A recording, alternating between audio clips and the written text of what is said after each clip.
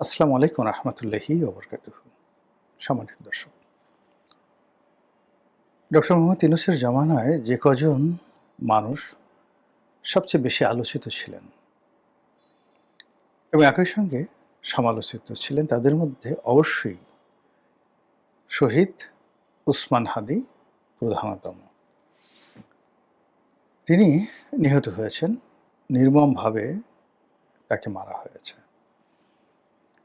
তার মৃত্যু রহস্যে ঘেরা। এটা কোনো স্বাভাবিক মৃত্যু নয়, অমীমাংসিত মৃত্যু। এটি কোনো স্বাভাবিক মৃত্যু নয়, চক্রান্তের জালে, রাজনীতির শতরঞ্চির খেলায়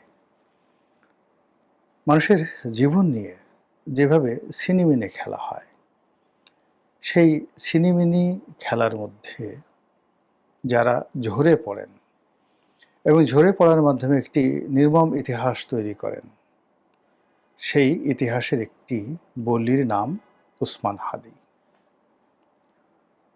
আমরা আসলে জুলাই আগস্ট বিপ্লবের সময় খুব অল্প লোককে চিনতাম, খুব অল্প লোককে, এবং যাদের আমরা নাম জানতাম বা চিনতাম ছাত্র প্রতিনিধি হিসেবে, মূলত তাদেরকে ঠিক ওইভাবে ভিপি নুরুর কর্মী বা তার অঙ্গ সংগঠন, ছাত্র অধিকার পরিষদের সাথে তাদের একটা সম্পর্ক হতে পারে, এরকমই তাদেরকে মূল্যায়ন করতাম। হাসনাত বলেন, সার্জিস বলেন, তারপর নাহিদ, মাহফুজের নাম আমরা জানতাম না, পাটোয়ারির নামও আমরা কিন্তু জানতাম না। আমরা সাধারণত হারুনের ভাতের হোটেলে যারা যারা গিয়েছেন, কেবলমাত্র সেই নামগুলোকে আমরা মনে রাখার চেষ্টা করব। কিন্তু যখন শেখ হাসিনার পতন হলো এবং ডক্টর মোহাম্মদ ইউনূস ক্ষমতায় এলেন, তখন আমরা সমন্বয়কের নামে, কিংস পার্টির নামে বহু মানুষের দাপট দেখেছি। অন্তত ১০০ ছাত্র নেতা সম্মুখ সারিতে চলে এসেছেন, যাদেরকে ২০২৪ সনের আগস্ট মাসের ৫ তারিখের আগে আমরা আলাদাভাবে মূল্যায়ন করাতে দূরের কথা, তাদের নামটি পর্যন্ত আমরা শুনিনি। কিন্তু গত ১৭ মাসে এই যে ১০০ মানুষ সারা বাংলাদেশে অনেকের কাছে আলোচিত, সমালোচিত, এবং মনে হচ্ছিল যে শেখ হাসিনার যে বিদায়, যে পর্বটি, এটি তারাই করেছে। এদের মধ্যে হান্নান মাসুদ, সার্জিস, মাহফুজ, আসিফ মাহমুদ সজীব ভুঁইয়া, নাহিদ, এদের নাম যেভাবে আসছে তার সঙ্গে সঙ্গে ইনকলাব মঞ্চের এই উসমান হাদি, তারপর নাসিরুদ্দিন পাটোয়ারি, এনসিপি নাসিরুদ্দিন পাটোয়ারি, তারপর ব্যারিস্টার ফুয়াদ। ফুয়াদ অবশ্য এবি পার্টির ফুয়াদ, সে অবশ্য আগেই পরিচিত ছিল, মানে শেখ হাসিনার পতনের বেশ কয়েক বছর আগের থেকে তিনি মিডিয়াতে বেশ আলোচিত ছিলেন।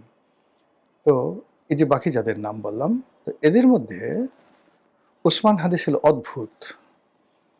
মানে আসলে আমি নিজে তাকে দেখেছি, কিন্তু তিনি কেন এনসিপির সাথে নেই, কেন তিনি সমন্বয়ক নন, কেন তিনি ইনকিলাব মঞ্চ নামে একটি সংগঠন করলেন, জামাতের সাথে তার কী সম্পর্ক, পিনাকির সাথে তার কী সম্পর্ক, ইলিয়াসের সাথে তার কী সম্পর্ক, ইত্যাদি বিষয়গুলো আসলে আমরা কখনো ভেবে দেখিনি।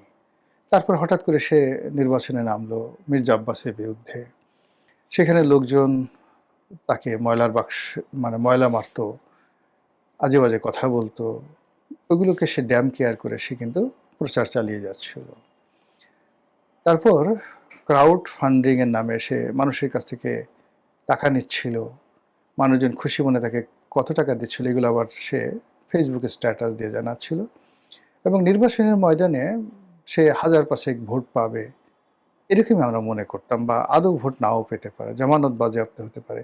এর বাইরে আমরা আসলে তাকে কখনো মূল্যায়ন করতে পারিনি। এর মধ্যে হঠাৎ করে সে মারা গেল, নিহত হলো। নিহত হওয়ার পর এটা মানে একটা চক্র এমন একটা ভাব তুলল যেন সে এ জাতির মহাত্মা গান্ধী, যেন সে ২৪-এর যে আন্দোলন, জুলাই আন্দোলন, এই আন্দোলনে সে কায়েদে আজম, মানে নেতাদের নেতা, কায়েদে আজম। তো এরকম ভাব। ২ নম্বর হলো যে তার অনেক গুণ। সে কোরআন পড়তে পারে, কবিতা আবৃত্তি করতে পারে, দেশকে ভালোবাসতে পারে, আরো কত কিছু। সে কবে বিদ্রোহী কবিতা আবৃত্তি করছে, এইগুলো সব মুহূর্তের মধ্যে সামাজিক মাধ্যমে এমনভাবে ভাইরাল করে দেওয়া হলো, যেগুলো মানুষকে আবেগ আপ্লুত করে ফেললো। তার সঙ্গে, সঙ্গে তার কিছু কথা, সেটা যেমন আমি মরে যেতে পারি, আমার ছেলেটাকে আপনারা দেখবেন, ইত্যাদি, ইত্যাদি। আবার টেলিভিশন টক শোতে সে মাঝে মধ্যে যেহেতু আমার সাথে তার আসলে আমারই দুর্ভাগ্য যে কখনো সামনাসামনি তার সঙ্গে আমার কখনো দেখাও হয়নি, কখনো কথা হয়নি।